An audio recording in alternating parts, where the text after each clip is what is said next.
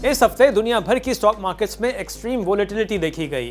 America के बाद China ने भी अमेरिकन इंपोर्ट्स पर टैरिफ्स बढ़ा दिए, जिसके बाद दुनिया की टॉप 2 इकोनॉमीज में ट्रेड वॉर बढ़ती हुई नजर आई और ग्लोबल रिसेशन का खौफ भी बढ़ गया। और इसी वजह से दुनिया भर की स्टॉक मार्केट्स में शदीद मंदी रिकॉर्ड की गई। हफ्ते के बस में यूएस प्रेसिडेंट ने यह ऐलान किया कि जिन ममालिक ने काउंटर टैरिफ्स नहीं लगाए उन पर 90 डेज के लिए टैरिफ पॉज रहेगा। इस रिलीफ से मार्केट्स में तेज रिकवरी हुई, लेकिन अगले ही दिन फिर मंदी, क्योंकि अमेरिका ने चाइना पर टैरिफ मजीद बढ़ा दिया, जिसके बाद चाइना पर टैरिफ 145% तक पहुंच गया। टैरिफ अनसर्टेनिटी के बायस हफ्ते के आखिरी रोज इन्वेस्टर पार्टिसिपेशन कम नजर आई और मार्केट्स वीकली बेसिस पर नेगेटिव फ्लोज हुई। हफ्ते के इख्तिताम पर KSE 100 इंडेक्स 3,939 पॉइंट्स या 3.3% की कमी के साथ 1,14,853 पॉइंट्स पर बंद हुआ। इस हफ्ते मार्च 2025 के ऑटो सेल्स के नंबर्स भी जारी किए गए, जिनके मुताबिक मार्च में ऑटो सेल्स 11,098 यूनिट्स रही, जो सालाना बुनियाद पर 18% का इजाफा है, जबकि फरवरी के मुकाबले में 8% कम है। इस तरह मौजूदा माली साल के पहले 9 माह में ऑटो सेल्स 1,0868 यूनिट्स तक पहुंच गई हैं, जो पिछले साल के इसी अरसे के मुकाबले में 46% ज्यादा है। इंडस मोटर्स और साजगार इंजीनियरिंग की सेल्स में फरवरी 2025 के मुकाबले में मार्च में बिलतरतीब 20% और 7% का इजाफा हुआ, जबकि हंडाई और होंडा की सेल्स में बिलतरतीब 10% और 35% की कमी रिकॉर्ड की गई। इस हफ्ते की मंदी के बाद इन्वेस्टर कॉन्फिडेंस काफी शेक हुआ है। क्या अगले हफ्ते मार्केट में कुछ बेहतरी की उम्मीद की जा सकती है? इस पर हम बात करेंगे फरहान महमूद से, जो शर्मन सिक्योरिटीज के हेड ऑफ रिसर्च हैं। Farhan, welcome to the show. जी शुक्रिया। फरहान, ये बात तो बहुत क्लियर है कि जब तक US tariffs on China and Europe पर अनसर्टेनिटी खत्म नहीं होती, मार्केट्स वोलेटाइल ही रहेंगी। इन योर ओपिनियन इसमें कितना वक्त लग सकता है? फिलहाल लगता यही है कि नेगोशिएशंस होंगी और उसी के बेस पे जो है वो फाइनल होगा कि टैरिफ्स जो हैं वो किस तरह से इम्प्लीमेंट हो। बेसिकली यूएस इंटरेस्टेड है अपने ट्रेड डेफिसिट को कम करने के लिए। उस मामले में वो जहाँ भी होगा उसमें डेफिनेटली कुछ जियोपॉलिटिकल कंसिडरेशंस भी होंगी, but it will take time, क्योंकि ये एक तो इंडिविजुअल सबके साथ 1-to-1 मीटिंग हो गई, फिर उनकी एक ओवरऑल स्ट्रेटजी होगी। अभी जो लग रहा है वो ये लग रहा है कि सिंस चाइना ने कोई इंटीमेशन नहीं बताई कि वो बल्कि उल्टा उन्होंने भी टैरिफ्स बढ़ा दिए, तो वो लग रहा था कि वो उनको पिनलाइज किया एक तरह से कि भाई मज़ीद टैक्स हम बढ़ा देते। तो लगता यही है कि वो चाह यही रहा है यूएस के टेबल टॉक हो और चीज़ें इस तरह से आगे डिस्कशन से चलें आगे। अच्छा फरहान, इस हफ्ते ऑयल प्राइसेस में मजीद कमी हुई है, जिसकी वजह से ऑयल स्टॉक पर प्रेशर बरकरार रहा।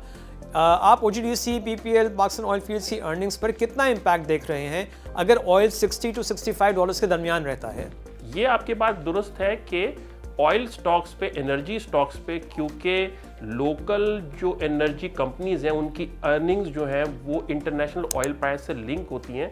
तो इन्वेस्टर्स का ये था फोरकास्ट ये होता है कि ऑयल प्राइस जब गिरती है तो अर्निंग्स में भी एक गिरावट आती है। देखें, इसमें यह है कि जो हाईली सेंसिटिव टू ऑयल होती हैं वो कंपनीज को अगर देखा जाए तो 10% अगर ऑयल प्राइस गिरता है तो डेफिनेटली उनकी अर्निंग पे कुछ 7-8% तो इम्पैक्ट पड़ता है।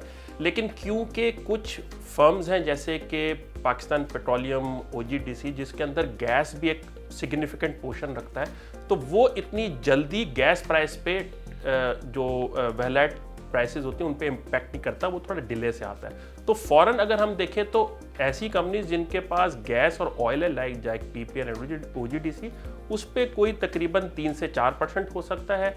लेकिन जो ऑयल बेस्ड रिच होती हैं जैसे पाकिस्तान ऑयल फील्ड, उनमें ये हो सकता है कि 6 से 6% के करीब जो है वो इम्पैक्ट आ सकता है। जो पॉजिटिव चीज़ है इसमें वो ये है कि पाकिस्तान में सर्कुलर डेट के इशूज़ में ये सारी इन्वॉल्व हैं एनर्जी कंपनीज, और अभी जो है वो रिकवरी फेस में, यानी कि जो पुराने इनके रिसीवेबल्स थे उनकी रिकवरी हो रही है। जो इन्वेस्टर है वो ज़्यादा इंटरेस्टेड अर्निंग्स पे नहीं है, ज़्यादा इंटरेस्टेड है कि जो सर्कुलर डेट है गैस सेक्टर का, जो कि गालिबन कोई 2 ट्रिलियन के करीब है, उसके अंदर रिकवरी किस तरह। फरहान, इस हफ्ते फॉरेन सेलिंग नुमाया थी। अगर ग्लोबल मार्केट्स में प्रेशर रहता है तो आप फॉरेन इन्वेस्टर्स की जानिब से मजीद सेलिंग देखते हैं? अगर हम ग्लोबल मार्केट्स पे देखें तो उनमें एक सेलिंग आई थी, जैसे अमेरिकन मार्केट्स में 13-14% हुई थी, गिरी थी, फिर वो रिकवर भी हो गई आधी।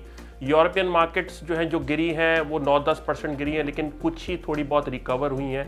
पाकिस्तान की मार्केट में अगर आप देखें तो लगभग 4% के करीब डिक्लाइन है। हम ये समझते हैं कि हाँ, फॉरेनर्स जो हैं जिनका ज़्यादा एक्सपोजर हैवी वेट स्टॉक्स में होता है, जिनका मार्केट साइज ज़्यादा हो, जिसमें बैंक्स और ऑयल ही होते हैं, तो उस हवाले से अगर बाहर मार्केट्स गिरती हैं मज़ीद तो एक प्रेशर आ सकता है एनर्जी स्टॉक्स के अंदर, जो कि फॉरेनर्स प्रॉफिट टेकिंग कर सकते हैं। अच्छा फरहान, आने वाले हफ्ते में आप मार्केट में कुछ रिकवरी एक्सपेक्ट कर रहे हैं? हम समझते हैं कि बेहतरी होगी और यही बेहतरी जो है हमें लोकल बाइंग के पैटर्न में नज़र आ रही है कि कॉरपोरेट्स और बैंक्स जो हैं वो उन्होंने बाइंग किए, जबकि individuals due to panic, brokers, mutual funds और फॉरेनर्स वो सेलर्स रहे। नेक्स्ट वीक से आपकी जो है वो अर्निंग सीजन भी स्टार्ट होगा, वो एक थोड़ा सा ड्राइव करेगा इन्वेस्टर्स को। और जहाँ तक इंटरनेशनल मार्केट्स में तो ठीक है, मुख्तलिफ सेट्स ऑफ कंट्रीज़ जो हैं वो डिस्कशन में रहेंगे यूएस एडमिनिस्ट्रेशन से, तो वहाँ से भी कुछ चीज़ें नज़र आती हैं और हो सकता है कि जो इवेंचुअली उनको इनिशियली एक टैरिफ जो इम्प्लिकेशंस थी वो शायद रिड्यूस हो जाए। तो अगर वहाँ पे कोई एक पॉजिटिव इम्पैक्ट कोई आती है, चीज़ें न्यूज़ आती है, तो वो भी मुझे लगता है मार्केट जो है वो अकॉर्डिंगली उसको जो है ना रीएडजस्ट करेंगी। क्या ये वीडियो आपको अच्छी लगी? अभी सब्सक्राइब करें और बेल आइकन पे क्लिक करें। Okay Farhan, thank you very much. Thank you. और अब नजर डालते हैं अगले हफ्ते के इंपॉर्टेंट इवेंट्स पर। ट्यूसडे को गवर्नमेंट पेट्रोल, डीजल और दीगर पेट्रोलियम मसनूआत की नई कीमतों का ऐलान करेगी। इसके अलावा एंग्रो पावर जेन कादिरपुर और सुनहरी बैंक के फर्स्ट क्वार्टर के रिजल्ट्स भी अनाउंस किए जाएंगे। वेंसडे को टी बिल्स ऑक्शन, यूबीएल के फर्स्ट क्वार्टर और बेस्ट पे सीमेंट के थर्ड क्वार्टर के रिजल्ट्स का ऐलान किया जाएगा। थर्सडे को फॉरेक्स रिजर्व्स और इंपोर्ट एक्सपोर्ट का डेटा और एंग्रो पॉलीमर और बैंक अल्फला के फर्स्ट क्वार्टर रिजल्ट्स, और फ्राइडे को एसपीआई और इलेक्ट्रिसिटी जनरेशन का डेटा भी जारी किया जाएगा। और अब इस हफ्ते के टॉप 5 गेनर्स। इस हफ्ते सबसे ज़्यादा इजाफा पाक गल्फ लीजिंग की शेयर प्राइस में हुआ, जो 29% रहा। तारिक ग्लास की शेयर प्राइस में 9.3% इजाफा हुआ।